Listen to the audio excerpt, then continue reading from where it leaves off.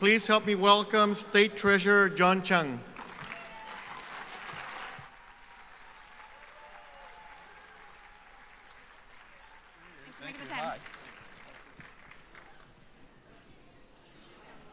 Thank you for making the time to talk about housing. Excited to be with you. California. We'd like you to start out by talking about specific solutions that you see ahead in your first year to address California's homelessness, housing, and affordability crisis. So the specific question is regarding homelessness? And, well, broadly, what specifically you would do to address the housing crisis in California in your first year? Well, I think many in this room know about the work that we currently do. I've been involved with Housing California for a long period of time. I've had the good fortune, this is my 20th year in public office. The only person I have served in all three financial offices, the Board of Equalization, and so we worked on property tax rules and back then the 19 factors in regards to making sure that we could protect affordable housing as we did a significant rewrite. Later as controller and as state treasurer. So I would bring the same approach. Some of you were in or attended my inaugural as the state treasurer, and I outlined my top priorities, and I said housing was my top priority. And so in my first year as the state treasurer, my staff and I traveled near and far, including those members of Housing California, as we did a significant revision, a rewrite of the regulations that impact housing, especially at TCAC. And it resulted in the second year where we expanded new and affordable housing, rehabilitated housing by 83%. Lisa, I see Lisa here.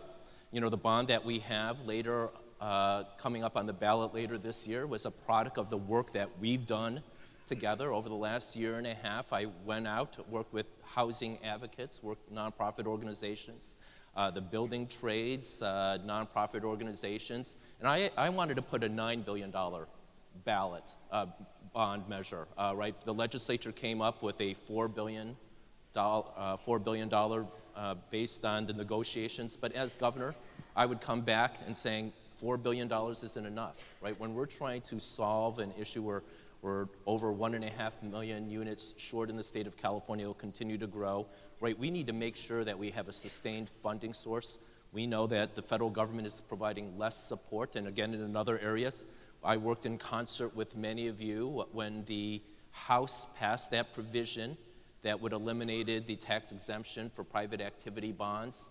I went down to press conference, participated in a housing gathering, and said, we have to stop this. And we were fortunate. We stood up. We had that Utah senator hear our voices, and they didn't include it in the Senate provision, right?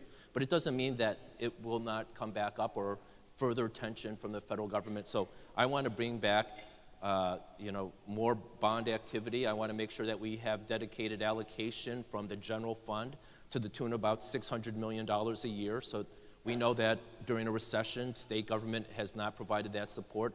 I would bring back redevelopment agencies so that local governments have their ability to contribute so that we can restock, rebuild housing going forward. I haven't heard from you what what level of construction, you've talked about it previously in your past, but what level of construction do you think would be needed? Well, I want to build about 1.6 million units over a decade, 10 to 11 years, right? That's the realistic plan, right? I know many of us want to be much more ambitious. The Los Angeles Times reporter asked some experts, about each of our housing plans, and they said 2 of them are unrealistic, right? Do you believe that? The plans offered by the others in this race, yeah, it's absolutely unrealistic, right? Well, first of all, there's no specifics in their plans, right? We actually offer specifics, right? Not all the specifics, but I've worked in this, right? So we talked about getting money, what I just said, getting money from bonds, right? Bringing back redevelopment agencies, actually taking monies from the credits. What's different, I think, I would encourage all of you to ask all the people in this race, in your schedule, who have you met with to discuss housing, right? And my style of governance is inclusive. I've had both Democrats and Republicans in the Treasurer's office to talk about affordable housing. I've been at your conferences, right, for over a decade talking about these issues. You've been part of, many of you have been part of my interested parties process. Dave Dorr wrote this book, The Tax Machine, and he said, one of the things about John Chiang when he governs is he has these interested parties processes, right? I seek the best experts so that, we can have a 360 discussion about what we need to do, because you don't want to get to a place, what we witness, this has long accumulated, this housing crisis, and it's throughout the state of California because, housing's hot today because we have massive homelessness, right? But where were others when housing wasn't a hot and sexy topic? Right, they weren't there. They let this crisis unfold to the point it is today, where 1 in every 5 Californian, based on adjustments for housing and transportation costs, lives in poverty. And that's simply not acceptable in the wealthiest state, in the wealthiest nation in human history. So I want to be clear, you're saying that the 3.5 million units that the other candidates, Gavin Newsom and Antonio Villaraigosa, you're saying that that's unrealistic? In 7 years? Yeah. Yeah, if you look at the trends, right, over the last couple of decades, right, if we got over 100,000 on average, the LA Times wrote, there were a couple of years we had over 300,000, right, the number of permitting activity, and I know there's representatives of the building trades here, right, during that last recession, it was difficult for California to hang on to those construction jobs, right, and you guys are professionals, you care about the quality of house that you build to get the access to those resources is going to be challenging, right? Many of those people have switched professions permanently. A lot of those individuals have departed. They left this state during that last recession. And frankly, they're facing the same housing crisis that the rest of us are facing. The trades groups, when they talk about the challenges that they face, and the private sector will talk about the extreme cost of building, the government regulations, the red tape in their way.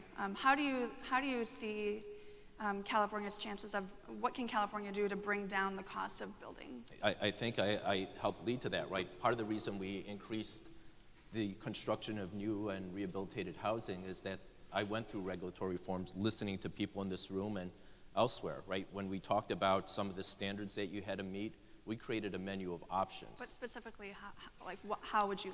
Well, one of the categories that we did is we lifted the cap on how much developers and builders could make, right? They were only constructing to a certain limit because they said, we're not going to make what we think is a fair return based on the housing, and so we said we'll take that into note and we'll consider it, and we made it a evaluation and revision. We will. One of the things I want to do is bring everybody again to the table. Let's look at the rules and regulations in this space, and let's figure out how to update them. Okay. One of the other challenges are challenges faced by renters. Renters are leaving California. Young families are leaving California who are trying to purchase a home, and they're having a hard time breaking into that.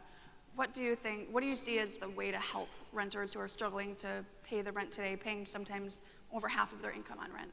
Yeah, well, obviously it's supply, right? If you look at Leslie Appleton with the California Association of Realtors, right? And she sits on my Council of Economic Advisors. Today we're back up to the pre-recession numbers, where 28% of all Californians who are moving are leaving this state. And nearly everybody knows somebody who's, been homeless or close to. One of the things I wanted to do is, as state treasurer, I advocated for a central inventory of the state's assets. We don't do a good job, so we're suboptimal. So we have tens of thousands of plots of land that are misallocated, underutilized, and so what I would do is I would bring that to bear. I'd be partnering with local governments because I want to push that to the forefront, right? What can we do to accelerate different types of housing or types of accelerate these incubators for economic development or healthcare facilities? Many in this room are extraordinarily adept and forward-thinking in regards to understanding that you wanted to provide the social services along with the housing services, right, so that we can facilitate and change the trajectory of people's lives. Okay. As you know, there's a ballot measure out there for signatures right now that would repeal the state Costa-Hawkins Rental Housing Act. Where do you stand on that? So I am open to looking at revisions of Costa-Hawkins, right? But the concern there is, right, when you look at the studies, right, what it does is basically you'll have the same people staying there, right? So we don't want to dissuade individuals from building additional housing, right? We have to make sure that we take into account private individuals' capital, You want to make sure that they get an adequate return. You want to make sure that they have sufficient money so that they will rehabilitate that housing. But what we need to do is, and we need greater conversations, we want to make sure that you don't have price spikes where that people then are left on the streets, creating the greater homelessness issue. So I know there are some laws, right? Those laws haven't been duly enforced, applicable, right? When you're looking at what happened after the wildfires in the northern counties, where you would have this incredible spike of 4,000% and people were displaced. We need to figure out how to contain and control that. What do you see as the root cause of homelessness in California? It's now more homeless people in California than the rest of the nation, and greater inequality, greater poverty. What do you see as the root cause and the solution to homelessness? Oh, so you said two different things. So first you said cause and then solution, right? So there is no single cause, right? People have different life circumstances. We had that last recession, and I always give the example of a single mom who's trying to take care of their kids, right? And she loses her job, and she enters into that, it's too harsh a term, but death spiral. She's working oftentimes lower income, stays on the couch of her friend or her family member. After a few months, she's displaced. She's living in a car, and then she's living on the streets. We need early detection and early intervention, because once you're on the streets, the incidence of traumatic harm increases dramatically. Those in this room and the community understand that far too well. So we need to make sure that we try to stop that displacement as quickly as possible. You have local community practices. The state hasn't been as aggressively and actively engaged as we need to. I would create a homeless czar that would work with both the public and private sector, multiple levels of government, and actually getting the state in support of rapid rehousing and other types of programs. We need those who are partners involved so that we have a redesign of the structure, the local responses. I was visiting with the CEO of Valley Children's Hospital in Fresno, and he was mentioning their hospital's affiliation with the Fresno School District, or a local school district. I think it's the Fresno School District. But he was mentioning that there are 3 schools in the Fresno School District where over 50% of the kids are homeless. And you're thinking about a parent who's trying to take care of that child. You're thinking lower income, perhaps taking public transportation. How is that parent going to make that family's existence work? You're taking away time from work, you're going to lose that income, you're taking public transportation, it's not efficient. What do you have to get to a healthcare facility? We need to make sure that we're building those services to places where you're assisting the child and that parent. And for me, a lot of it has to be tied around the school. You've talked about a big investment in housing and affordable housing. What about permanent supportive housing? What kind of investment do you think is needed there? Oh, significant.